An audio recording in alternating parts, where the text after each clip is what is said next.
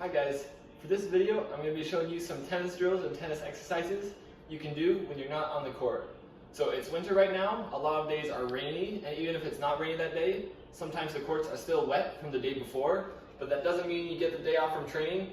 There's a lot of things you can do to keep developing your skills.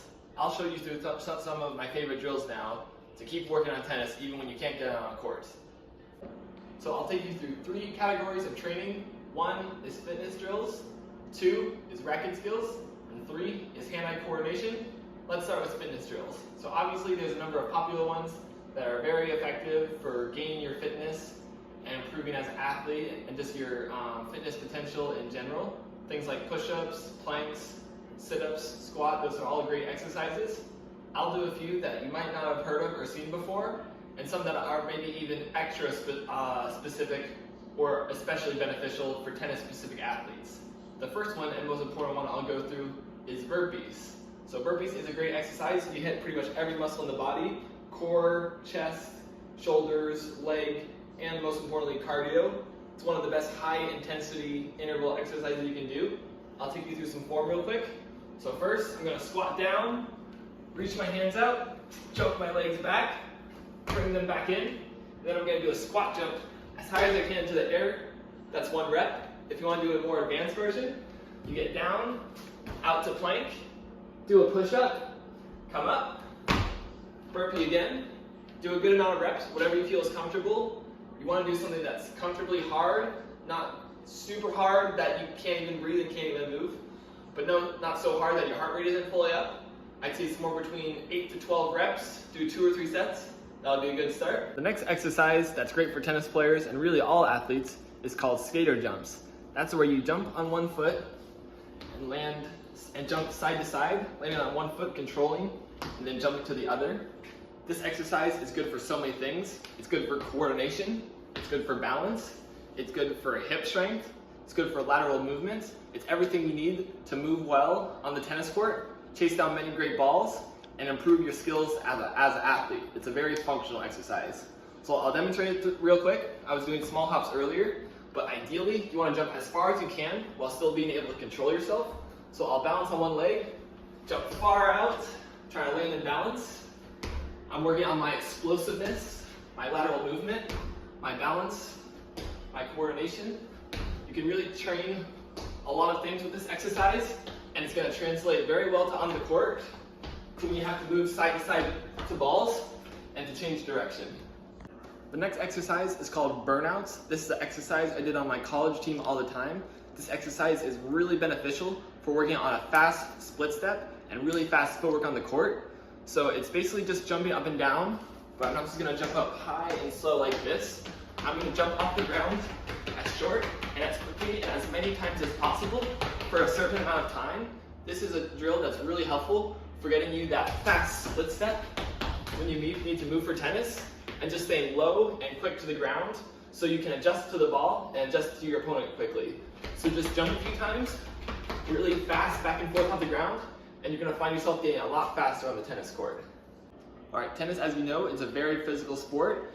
If you're playing 2 hard sets or even 3 hard sets, you know you're going to be feeling your legs and they're going to be getting sore. If you're playing long rallies with good technique throughout, so you need strong legs to be able to perform your best throughout a match. Leg strength is very important. A lot of people, they start serving worse towards the match. It's because your legs are getting tired and it's getting harder to move and harder to generate power with your legs on your shots. So you need to have strong legs. One of the best ways to build strength and explosiveness is by doing not just regular squats up and down, but doing squats with the jump, like this. And I'm working on pushing myself high into the air and then absorbing the impact. I can do the same thing with lunges.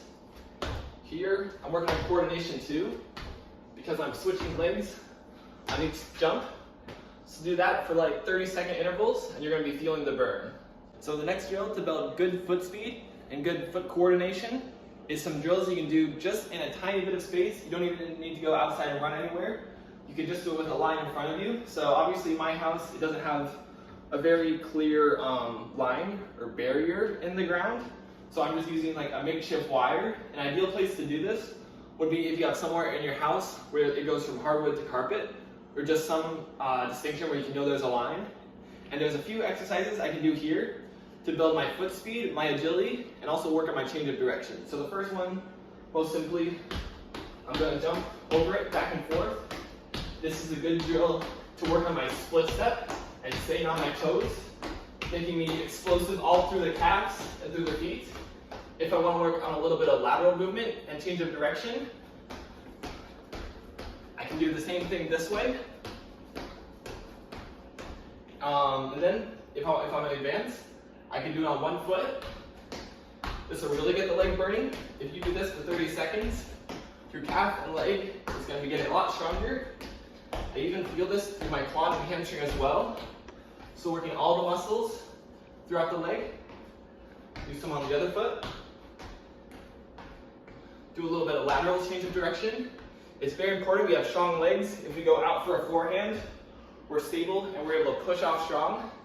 Same with the backhand. I need to be able to put my left leg down strong and push off with control. So for this exercise, I'm working on that same movement. Both legs. And the last one is a little bit of a foot speed drill. But I'm going one leg over, other leg over, same leg back, and same leg back. Doing it real fast, it looks like this. This is obviously a really good footwork drill. And it's nice, I don't even need to be in a gym or on the tennis court. I can do this right within my house, no problem. And you can tell I'm already getting kind of out of breath. It's a very good cardio exercise. So here I'm going right leg first. Then I want to switch and do it with my left leg first. If you do all those exercises for 30 seconds, even do multiple sets if you're advanced, you're going to be working on your cardio a lot, as well as your foot speed, coordination, and agility and explosiveness on the tennis court. The next component you can work on for tennis within your own house is hand-eye coordination drills. Tennis, obviously, is extremely dependent on hand-eye coordination, and you might be thinking like, oh, a tennis racket is so big. Let me grab my racket. It's so big. I have like so much surface area to hit the ball. I don't need that much hand-eye coordination. Well, you really do actually. When you're playing people that are hitting the ball extremely fast, and whether you hit it in this part of your racket, this part of your racket, this part of your racket, this part of your racket, is determining whether you miss or don't miss the ball, and also how you time the ball, whether you're early to the ball, whether you're late to the ball, or you have the racket in relation to your body. It's all extremely important in the quality of the shot you hit. So I really want to be able to track the ball well with my hands and move my hand right to where my eyes are telling me to go to. If the signals between my eyes and my mind and my reactions is not sharp, I'm not going to be the best player I can be. So just starting out simple, if you're a beginner, just practice catching the ball with your right hand. I guess I'm a beginner too, I can't catch it. Left hand. Overhand. This is good for those high volleys. You'll see a lot of players, they miss high volleys than they wouldn't at their chest. That's because their hand-eye coordination isn't quite as good above their head. How many players do you see miss overheads? Again, that's usually a hand-eye coordination or timing issue. Other hand. What's another one? To be advanced, I can do behind the back. I can do this to myself. This is a little bit more advanced for a beginner, but I can even do it off the wall too. I want to do it with both hands. Both are important. Sorry if I missed one of these, I don't practice too much. Off the wall. I can go between, right and left, right to left hand. I can work on this, practice changing direction from one hand to the other. I can go between the legs, catch with the other hand. I can catch with the same hand, which forces me to be really fast. Oops. And then real quick, I'm going to grab my second ball.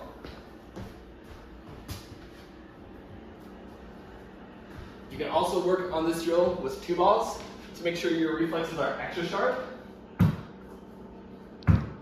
Here, I have to move my arms on a straight path and be consistent with both times.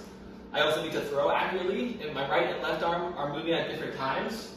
or I'm throwing inaccurately, it's going to be really hard to catch. So actually, if my camera person can get behind me. So you can throw it straight on like this. This is a beginner one. If you want to be advanced, you can even switch. This is pretty hard, as you can tell. But I'm really having to keep track of multiple things at once. This is going to help my reaction volleys at the net. You see a lot of players in doubles. It's just volley, volley, volley, right back and forth. If my hand-eye coordination is better than my opponent, I'm going to be able to win a lot of those exchanges. So do these exercises, and they will make a difference once you're actually hitting the ball with your racket. Alright, so racket skills for tennis, they're obviously really important. I work with a lot of beginners, and just if you're a beginner in general, it's great that you want to learn forehands, backhands, serves, all the shots. But if you're not very skilled at moving the racket with the ball, and you don't have a good feel for how the racket moves in relation to the ball, it's going to be very hard to learn those skills and learn the coordination necessary to hit clean shots. So one thing you always want to be working on, especially if it's within your first 3 years of tennis, is to be working on the connection between your racket and the ball, feeling it come off the strings, and just gaining control. If I'm doing this drill and the ball's going a bunch of different directions, that shows I need to improve. So I'm going to just do some ups here.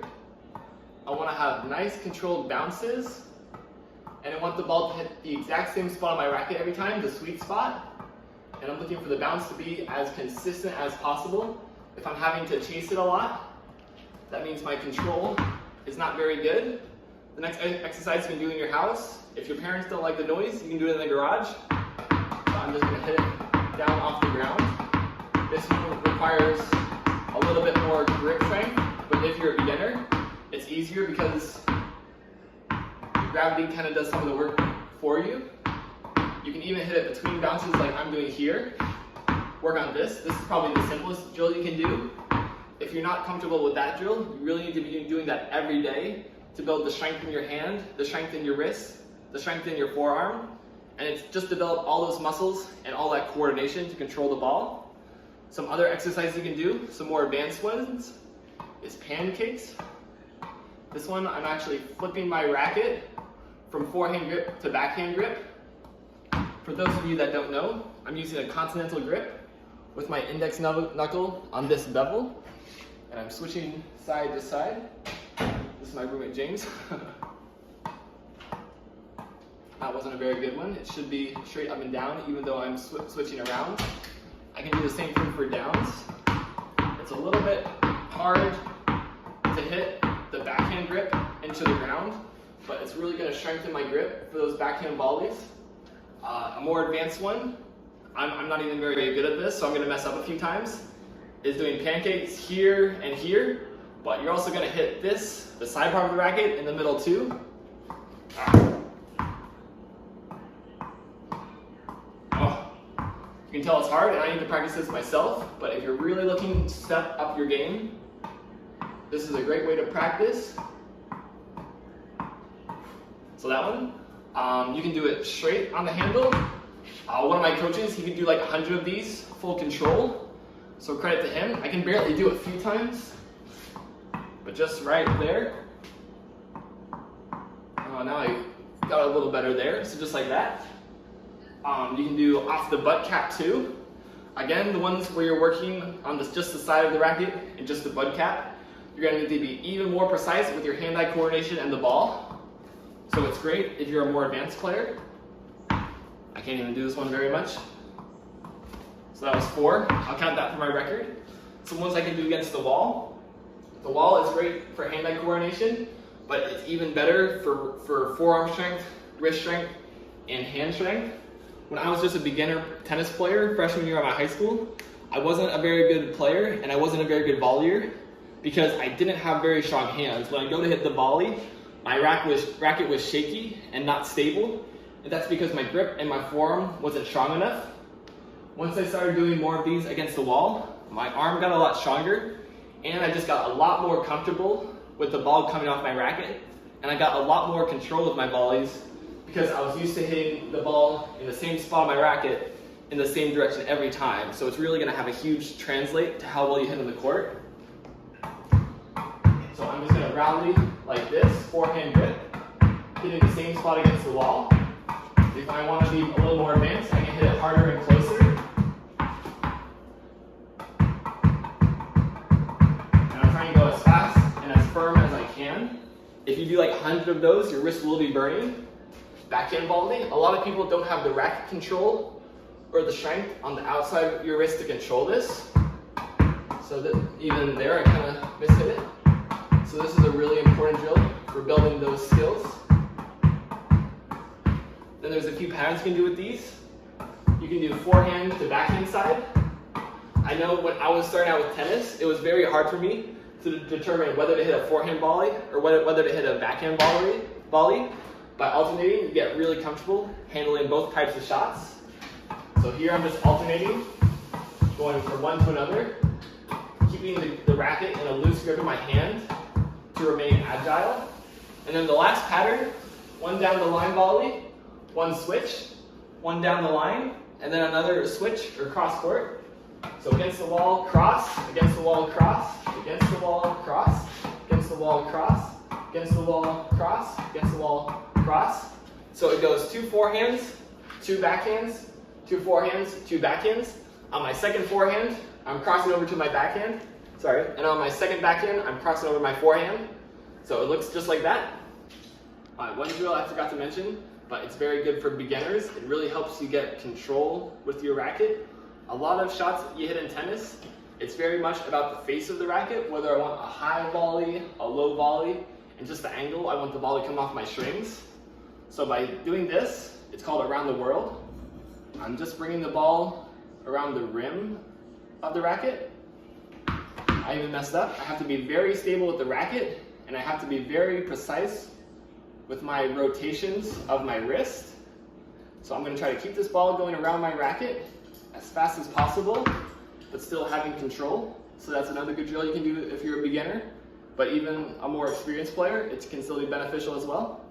So those are some of my favorite drills to do, just in general, but especially when I can't get on the tennis court because maybe it's rainy or the courts are wet, and they're just drills that are beneficial in general. So I want you guys to try out the exercises. Let me know which ones you like. Are there any drills that you think are particularly effective that you can do indoors that I forgot to mention? Please put them below in the comments, and let this be a reminder that just because it's raining outside or just because the courts are wet, that does not mean there's nothing you can do to practice, there's nothing you can do to get better. If you do these drills, your fitness is going to improve, your hand-eye coordination is going to improve, and your control between your hand and your racket is also going to improve.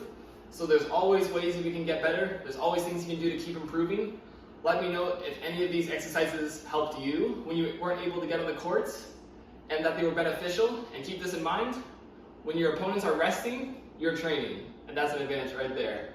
So thanks for watching my video. Let me know what exercises you thought helped, and I hope you got a good workout. Stay tuned for more. Thank you.